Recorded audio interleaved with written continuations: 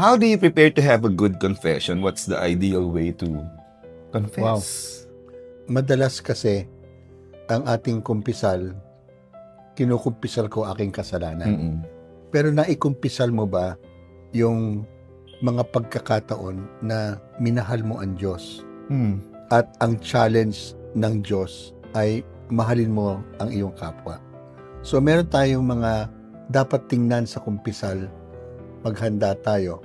Ang the best talaga sa paghanda sa kumpisal, yung daily examen of consciousness. Daily? Oo. Kay St. Ignatius, 15 minutes in between morning and afternoon. Para yung resolution mo, parang ayusin mo yung umagang pagkakamali sa hapon.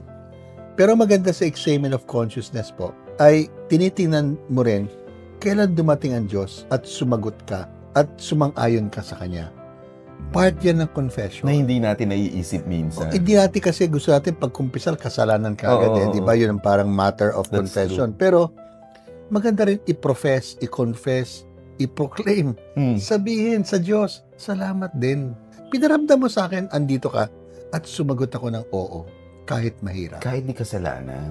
Hindi kasalanan. Ko-confess mo sa pare. So it could become a confession of praise and thanksgiving muna. Okay. Pwede pala Kasi yun. yung examen nakita mo during the day, kailan dumating ang Diyos at sumagot ka. At siyempre, kailan dumating ang Diyos, hindi ka nakasagot. At hindi ka sumagot. Ayun, yun ang kumpisal ng kasalanan. Pero, meron namang sins of commission, ginawa mong masama, meron namang sins of omission. Mabuti na hindi mo ginawa.